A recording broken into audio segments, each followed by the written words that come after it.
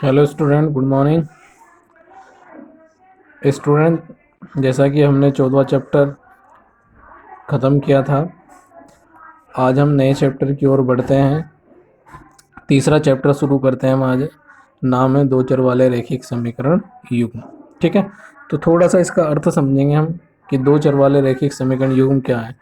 तो स्टूडेंट, इसमें क्या होगा कि आप जो भी सवाल पढ़ेंगे, जो भी प्रश्न पढ़ेंगे इस चैप्टर के अंतर्गत, उसमें हर सवाल में क्या होगा, दो समीकरणें दी गई होगी। ठीक है, दोनों समीकरणों में प्रत्येक जो दो समीकरण होगी उसमें प्रत्येक समीकरण में दो अलग अलग तरह के चर दिए गए होंगे। वो एक्स वाई भी हो सकते हैं, वाई जेड भी हो सकते हैं, एस और टी भी हो सकता है, पी और क्यू भी हो सकता है। ठीक है, और प्रत्येक चर की जो अधिकतम घात है वो कितनी होगी, एक होगी। ठीक है, तो इसीलिए इसको कहा गया है दो चर वाले रैखिक समीकरण युग्म। से मतलब प्रत्येक सवाल में दो समीकरण होगी। युग्म का मतलब होता है जोड़ा। ठीक है, इसका व्यापक रूप मैंने यहाँ पर लिखा है a1x plus b1y plus c1 बराबर 0। ठीक है, a2x plus b2y plus c2 बराबर 0। ठीक है, यहाँ पर दिखाया गया है कि a1 b1 c1 क्या है, a2 b2 c2 क्या है। ठीक है, खाली अगर एक ही समीकरण की बात करें तो उसका जो व्यापक रूप है वो हो जाएगा ax प्लस by बराबर c। मतलब हम क्या करते हैं, अचर पद को बराबर से दूसरी तरफ रखते हैं। ठीक है, चर पद वालों को एक तरफ लेना है बराबर से और अचर पद को दूसरी तरफ। ठीक है, तो इसलिए इसको दिखाया गया है ax प्लस by बराबर c। ठीक है, तो एक नोट और ध्यान रखेंगे इसमें कि इसमें कुछ बातें आ सकती है, अधिक आ सकता है कि इस उससे इतना अधिक है, उससे इतना अधिक है।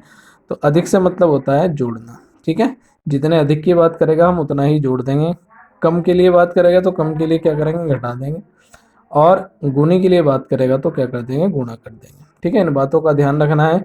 आयु वाले सवाल में भी क्या होगा, सबसे पहले तो जिनकी बात करेगा, वो जिन व्यक्तियों की बात करेगा उनकी हमें वर्तमान आयु मान के चलनी है। ठीक है, और दो बातें उसमें होगी, पूर्व होगा या पश्चात होगा, या पहले या बाद होगा। तो पूर्व के लिए जितने साल या जितने वर्ष पूर्व की बात करेगा उतना ही घटा देंगे पूर्व के लिए। ठीक है, और बाद के लिए या पश्चात के लिए उतना ही क्या कर देंगे, जोड़ देंगे। ठीक है, ऊपर मैं बता ही चुका हूँ कि गुणी के लिए बात आती है तो गुणा कर देंगे। ठीक है, तो इन बातों का विशेष ध्यान रखना है, ये अति महत्वपूर्ण है।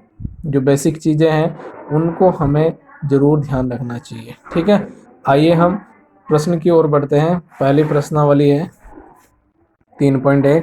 पहला सवाल है, आफताब अपनी पुत्री से कहता है कि 7 वर्ष पूर्व मैं तुमसे 7 गुनी आयु का था, अब से 3 वर्ष बाद मैं तुमसे केवल 3 गुनी आयु का रह जाऊंगा। इस स्थिति को बीजगणितीय और ग्राफीय रूप में व्यक्त करना है। ठीक है, तो आज हम स्टूडेंट जो है बीजगणितीय रूप में बात करेंगे और कल हम इसी का क्या करेंगे, ग्राफीय निरूपण कि ग्राफ के द्वारा कैसे दर्शाते हैं हम समीकरणों को। ठीक है, तो अब देखो यहाँ पर मैंने क्या कहा था, जिन व्यक्तियों की बात करेगा, यहाँ पर दो की बात करा, एक आफताब हो गया और एक उसकी पुत्री। ठीक है, तो हम क्या करेंगे, पहले हम इनकी वर्तमान आयु मान के चलेंगे। ठीक है, तो मान लेंगे हम, माना आफताब की वर्तमान आयु कितनी होगी, x वर्ष, और आफताब की पुत्री की वर्तमान आयु कितनी होगी, 5 वर्ष। ठीक है, अब पहली स्थिति क्या कह रहा है, 7 वर्ष पूर्व, पूर्व की बात कर रहा है। पूर्व से मतलब पहले, और पहले के लिए अभी मैंने बताया था क्या करना है, घटाना है। देखो 7 वर्ष पूर्व आफताब की आयु, चूंकि वर्तमान आयु, देखो एक बात का और ध्यान रखना है कि जो भी हमें काम करना है वो वर्तमान आयु के साथ करना है। देखो 7 वर्ष पूर्व बात कर रहा था तो हमने 7 को वर्तमान आयु से घटा दिया। ठीक है, इसी तरह पुत्री के लिए y-7 हो जाएगा। स्थिति क्या कह रहा कि आफताब कह रहा अपनी पुत्री से कि 7 वर्ष पूर्व मैं तुमसे 7 गुनी आयु बताओ। तो आफताब की उम्र जो है 7 वर्ष पहले x-7, पुत्री की आयु y-7, और पुत्री की आयु उसके कितने गुनी है, 7 गुनी। ठीक है, तो इस 7 के अंदर गुणा कर देंगे, कोष्टक हटा के 7y और 7×7=49। ठीक, अब हम क्या करेंगे, चर वाले पदों को एक तरफ करेंगे और अचर वालों को एक तरफ करेंगे। ठीक है, तो इस -7 को इधर ले जाएंगे तो माइनस का आगे इधर प्लस हो जाएगा, ये 7y प्लस का इधर जाके माइनस का, तो x-7y हो रहा -49 प्लस के 7 तो कितना रह जाएगा, -42। तो ये हमारी पहली समीकरण बन गई। अब दूसरी स्थिति पे बात करते हैं हम। 3 वर्ष बाद की बात करा तो जोड़ देंगे वर्तमान में, तो कितना हो जाएगा x+3, और 3 वर्ष बाद पुत्री की आयु हो जाएगी y+3।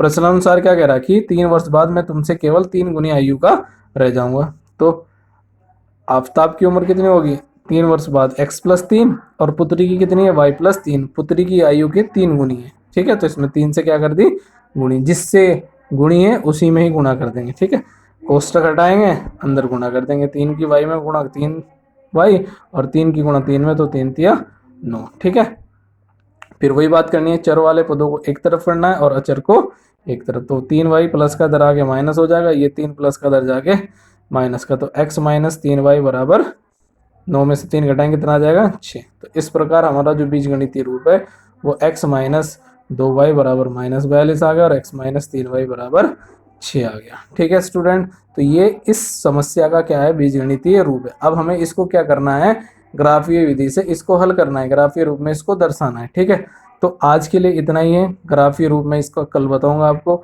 मैं उम्मीद करूंगा कि आप इसको ध्यान से देखेंगे और समझेंगे। धन्यवाद।